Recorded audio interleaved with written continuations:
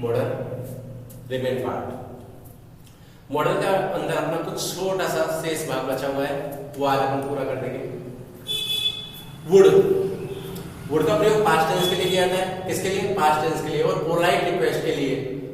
Polite request तो होनी चाहिए वो इंटेरोगेटिव, प्रश्नवाचक के अंदर होनी चाहिए। किसके अंदर? प्रश्नवाचक के अंदर। जैसे अपन कह दें कि क्या मैं इस खिड़की को खोल सकता हूं, तो अपन इसके अंदर वुड का प्रयोग करेंगे। किसका? वुड का। जरूरत से ज्यादा विनम्रता के लिए। आगे पास्ट हैबिट का तात्पर्य है पिछली आदतें, पिछली आदतें। देखो दोनों आपके ऊपर एग्जांपल दे रखे हैं। एग्जांपल देखिए, I would go up the hill daily in my childhood. देखिए इसमें ये माई चाइल्डहुड है, वो किसको दर्शाता है? पास्ट हैबिट को। किसको दर्शाता है? Past habit. किसको दर्शाता है? पास्ट हैबिट को दर्शाता है। किसको दर्शाता है? पास्ट हैबिट को।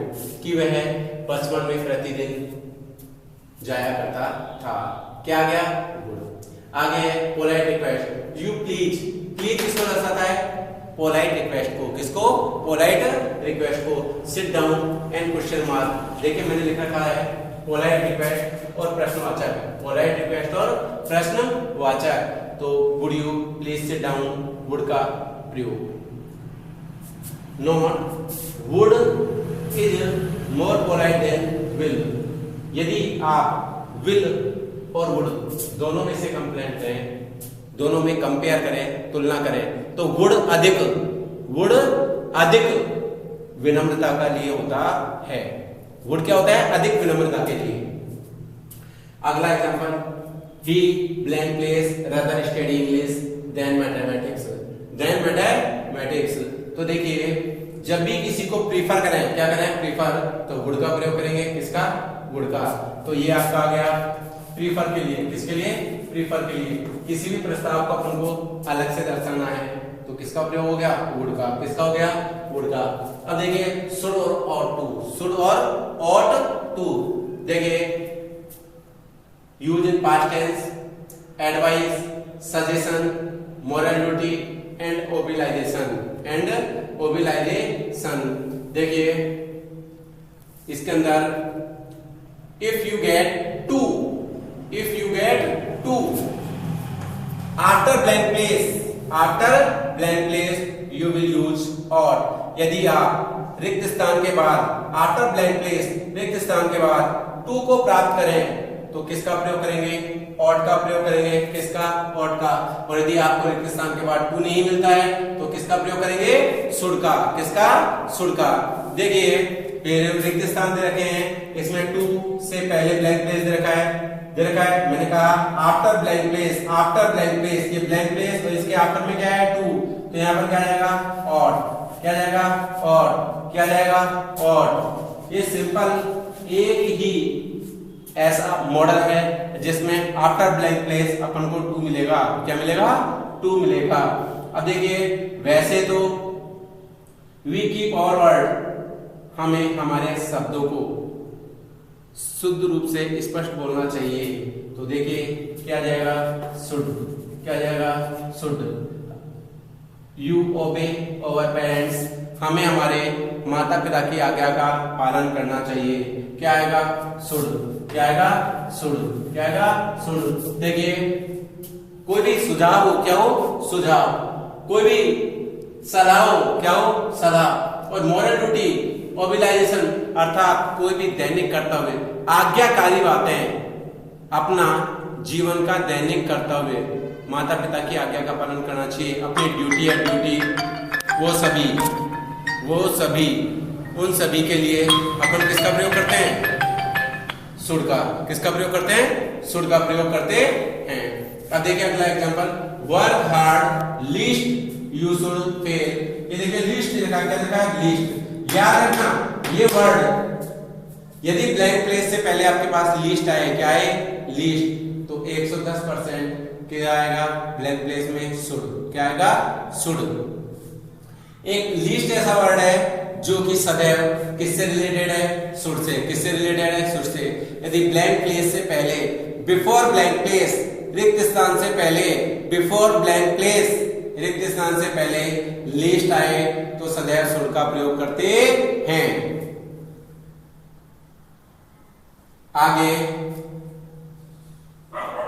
अभी आपको बताया था कि जिन एग्जाम्पलों से पहले टू आए उनमें ऑट का प्रयोग करते हैं।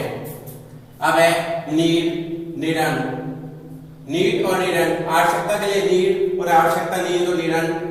नेसेसरी, कंपल्सरी, किसी भी चीज की अनिवार्यता हो, आवश्यकता हो, आवश्यकता, अनिवार्यता। अब एग्जाम्पल सी है द की, यू रिक्त स्थान, रिंग द बेल। हाँ, तुम इसकी कुंजी चाबी रखते हो, तुम्हें घंटी बजाने की आवश्यकता नहीं है, घंटी बजाने की आवश्यकता नहीं है। जो आपको रिक्त स्थान देगा वह स्पष्ट रूप से क्लियर करता है कि हमें आवश्यकता नहीं है, अतः नीड नॉट का प्रयोग किया गया है।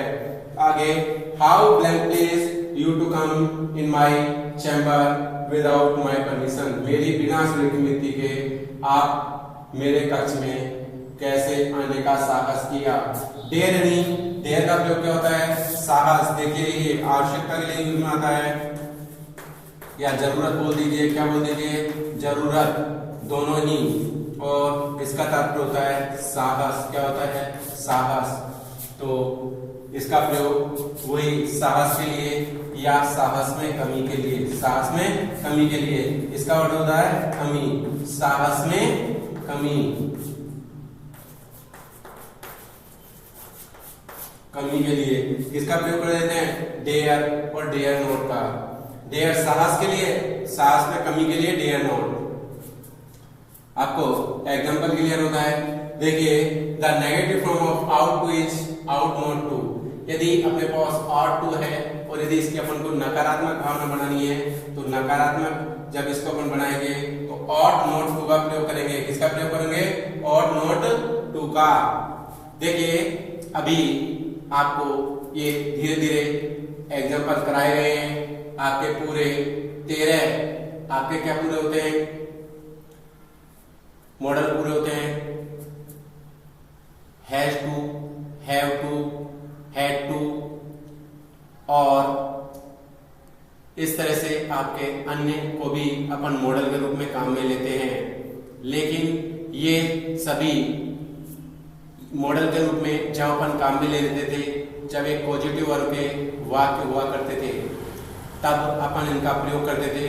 लेकिन आज इन्फिनेटिव का प्रयोग बेयर इन्फिनेटिव के करने के कारण हम has to, have to, had to का प्रयोग नहीं करते हैं और इन मॉडलों की संख्या सिर्फ 13 के रूप में ही प्रयुक्त की गई है। इनके आप एग्जाम्पल गोल्डन रेंज बुक में पेज नंबर 74, 75 और 190 है। 74 और 75 आपके 5th चैप्टर के बाद आफ्टर मिलेंगे। 5th चैप्टर के आफ्टर में पेज नंबर 74 और पेज 76, 74 एंड 75 एंड 190 आपको किताब के बैक में मिलेगा। ये सभी एक्सरसाइज हैं जो आपको अपनी कॉपी में हल करनी होगी, आपकी कॉपी में हल करनी होगी। अभी मैंने आपको देखो कुछ चीजें बताई हैं, इन सब चीजों का अपन कल एक बार रिवीजन करने के बाद इस टॉपिक को खत्म करेंगे। कल आपको ये एक्सरसाइज हैं, कुछ एक्सरसाइज हैं आपसे पूछकर और करेंगे। उन एक्सरसाइजों का भी आपको अभ्यास करना होगा। कल आपको ये सभी रूल्स मॉडल के पूरे याद करने होंगे। जैसे कि देखो एक अपन ने एक वर्ड बताया लिस्ट। लिस्ट आए तो शुड का प्रयोग करते हैं। यदि ब्लैंक प्लेस के बाद टू आए तो ऑट का प्रयोग करते हैं। यदि प्रश्नवाचक का चिन्ह और पोलाइट रिक्वेस्ट हो तो वुड या विल में से एक आएगा। यदि प्रेजेंट टेंस हो तो विल और पास्ट टेंस हो तो वुड। ये कुछ ऐसे नियम हैं जो कि डेफिनेट है। क्या है, डेफिनेट। इस तरह के कुछ डेफिनेट विशेष नियमों को भी कल आगे बढ़ाएंगे। इनका एक सार भी आपको छोटे रूप में बताएंगे और इनको समझाएंगे। अतः सभी कल पूरी एक्सरसाइज को अच्छे ढंग से पढ़कर आए और अभ्यास करके आए। इन सभी गृह कार्य को अपनी एक कॉपी में डे वाइज तारीख बाई तारीख लिखकर एक्सरसाइज के साथ साथ होमवर्क करते रहें। साप्ताहिक आपका टेस्ट दिया जाएगा, हर सैटरडे को आपको होमवर्क दिया जाया करेगा, जो कि आपके सिलेबस के अनुसार जो आपका सिलेबस पूरा हो चुका है। इस मॉडल के टॉपिक पूरा करने के बाद मैं अगला टॉपिक लूंगा क्लोज। क्लोज का अर्थ होता है उपवाक्य। क्या होता है? उपवाक्य। तो आप इनकी एक्सरसाइज पूरी करनी है और क्लोज को भी पढ़ना है। It's okay, thanks for you.